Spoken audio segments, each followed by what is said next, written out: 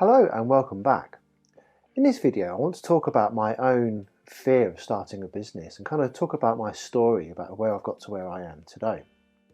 So first of all, I don't think I've properly introduced myself. So my name is Stephen Horns and I run a company called Stephen Horns Training here in the UK. I live in Derbyshire, near a city called Derby, which is about in the middle of England. For any people who live, say, in America and not particularly familiar with towns in England, that's near Nottingham, which is in the centre. So what I want to do now is just talk to you about why I was scared of running a business.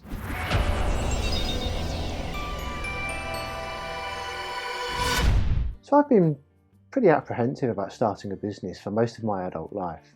And this stems from something that happened when I was about 16 years old.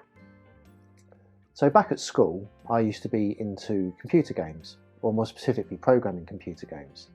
So me and my friend Chris, we were building a whole series of games. We spent years and years trying out different demos. But when I was about 15, 16 years old, we got a contract to build a computer game for the Amiga 1200 computer. This was a game called Terraformer, and it was kind of a bit like Command and Conquer. So it was a real-time strategy game where you had to build a base and troops and sort of go into battle. But what you could also do is you could click on any of the buildings in the game. You could enter the buildings and then it would kind of take over as a bit of a graphic adventure. It was really quite ambitious when I look back at it. So we was building this game whilst we was at school and whilst we was at college. And if I'm honest, back then, being a bit young and naive, I thought I'd made it. I thought, this is it. I'm 16, we're about to form this massive company, build this game, sell millions of copies. It's going to be brilliant.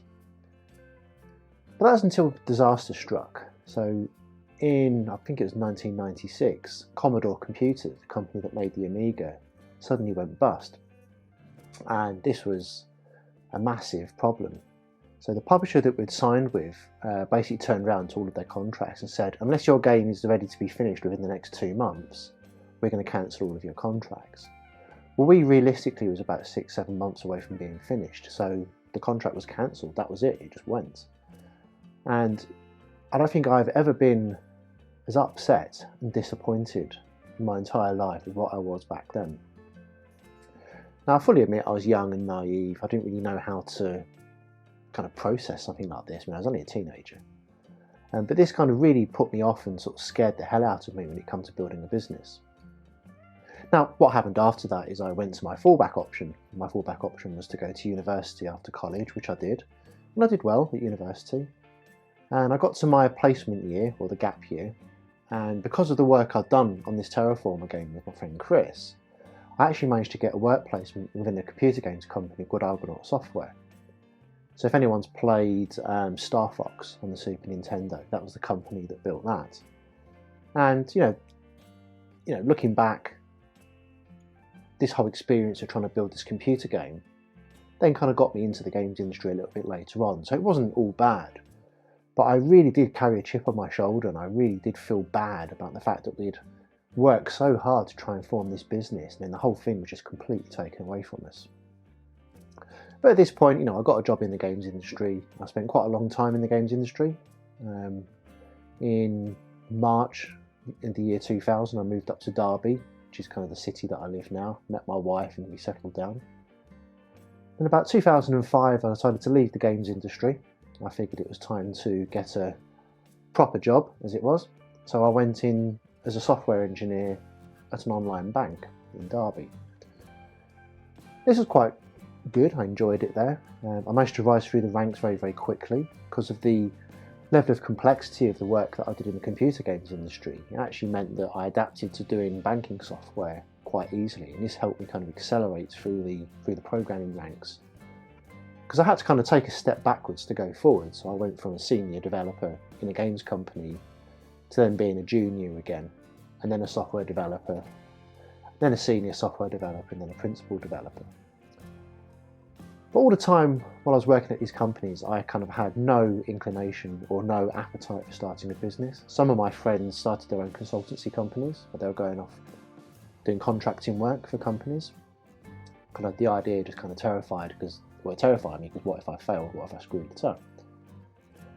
But while I was working at Egg, I kind of got back into, Egg is the online bank that I was working for.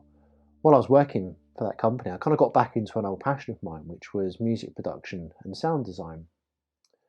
And I used to have this really bizarre hobby, which people used to kind of make fun of me about a bit, but it was doing something called circuit bending, which is where you get old children's toys, specifically from the 70s and 80s, and you rewired the insides and they just make really crazy noises. Then you sample the noises and you use that as a basis for sound design. So I started doing quite a lot of this. I really got into it. It was really good fun. And then I started putting together some sound libraries of sounds that I created from these toys, which I put online for free. I had no intention of starting a business. And then I got contacted by a company who said, we really like these libraries that you're doing. How would you fancy doing a commercial library, which will go on our site?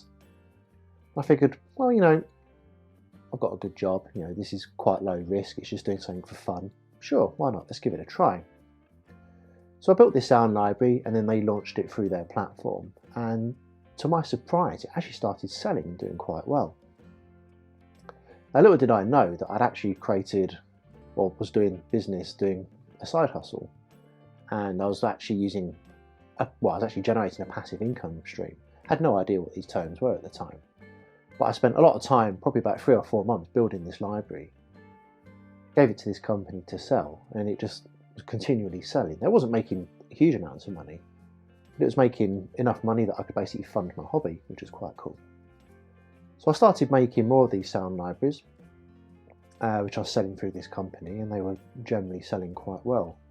And it got to the point where I was getting some good money coming in, but I wasn't spending it all on just equipment and the hobby. So I actually thought, I better start thinking about taking this a bit more seriously, because it's actually making a reasonable amount of money.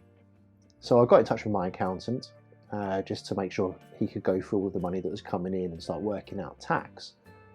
Because I wasn't running a formal business at this point, I was just doing it effectively as a sole trader. So it was all the tax for that was having to go against my personal tax allowance. So we started getting all that sorted out, and I paid the tax that I owed, etc.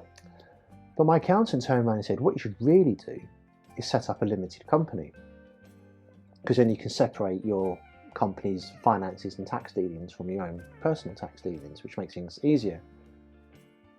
When he said this, I was like, oh my God, that sounds complicated. Because it is complicated, setting up a legal entity. Not quite sure what they're called in America. Is it S-Corps, I think? But it's a limited liability company where if something goes wrong, someone sues the company and not you. But in the end, he convinced me to do this. So I went through the filing process for it. Again, I was very nervous about this because it means you have to do a whole level of bookkeeping and accounting and tax preparation, and this just all sounded absolutely frightening to me. But I did it, and my accountant was brilliant. He kind of held my hand through the entire process. And then I carried on selling these sound libraries.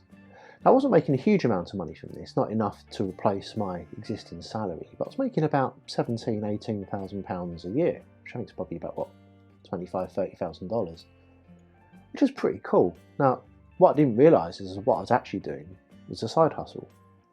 I had this little mini business that I was running, but I was running it while still employed. And I was completely happy doing this. I didn't have to quit my job. I had no intention of quitting my job. I enjoyed my career. And I kind of did that for a few years until me and my wife had our first child. And then trying to do loud sound design doesn't really work when you have a baby in the house. And plus I was just so tired, it kind of fell by the wayside a bit.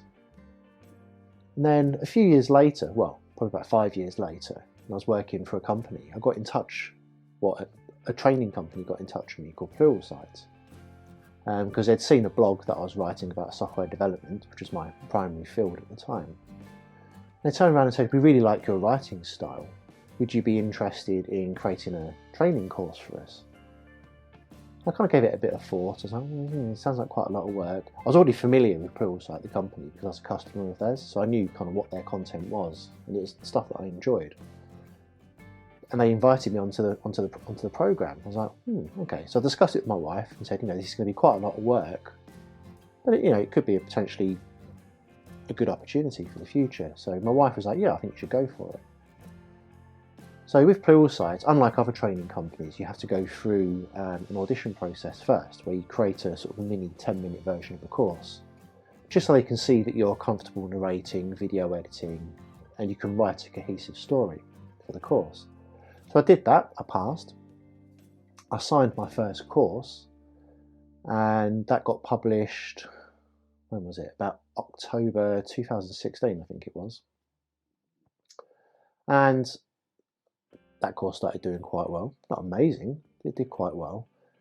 And also it said to me, well, the best way to kind of promote what you're doing is to create a new course, create a second course. So I did that.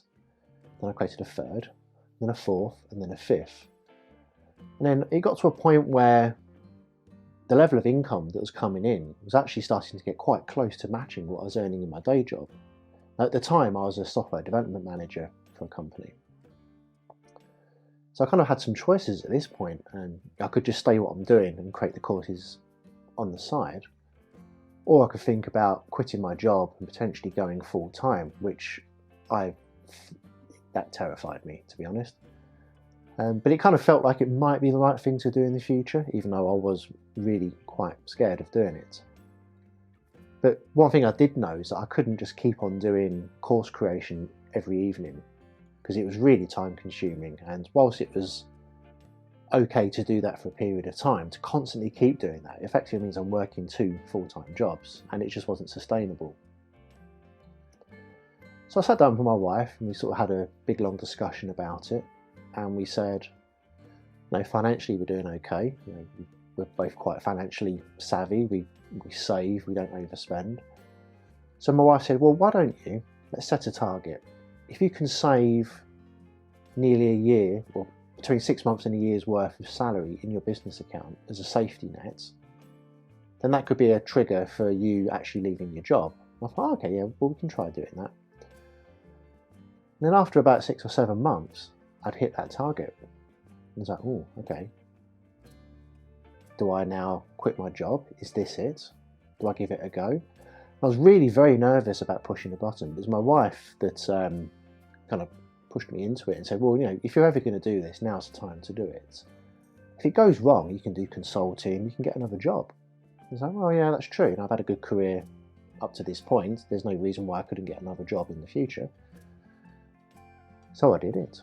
I handed my resignation in, and I've not looked back since. Now, all of those years, and this is obviously an abbreviated story taking us up to this point, but all of those years leading up to this, I was kind of terrified of running a business. And the reason I was terrified was a fear of failure, because I'd already failed once. Now, it was circumstances outside of my control when I was 16.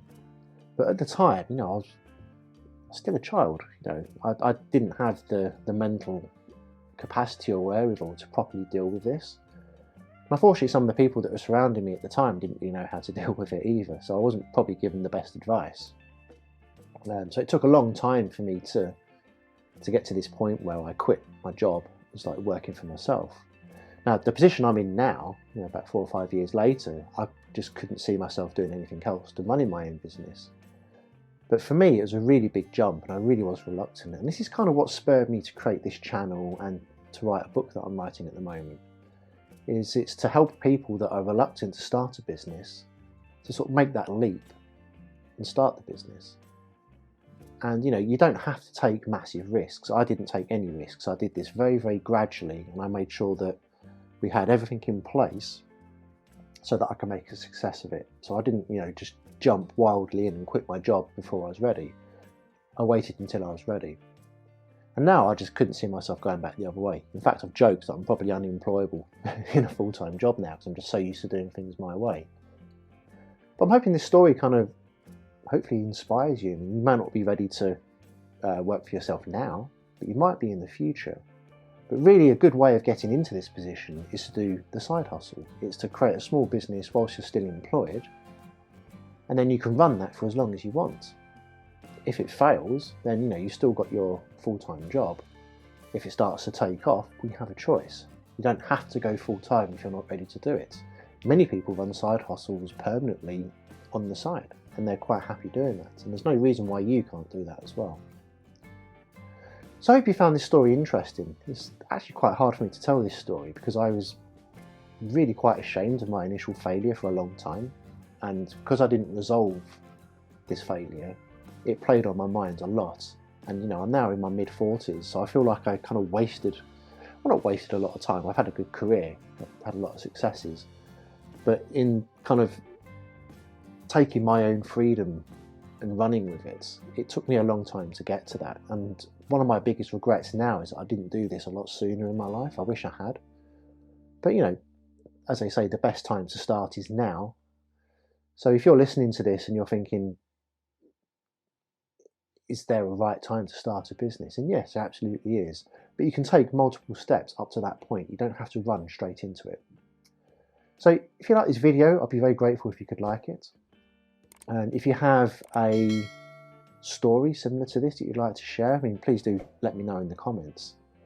You know, not everyone is really gung-ho about starting a business. Some people are very nervous about doing it. So if you have a story about how you've overcome fear, or maybe you want to share some of your own fears, and then maybe we can get a discussion going. Also, I'd be very grateful if you could hit the subscribe button and ring the little bell next to it to be notified. That means that, you know, if you're interested in following along, then you can receive notifications about the video or about future videos. So with that, thanks a lot.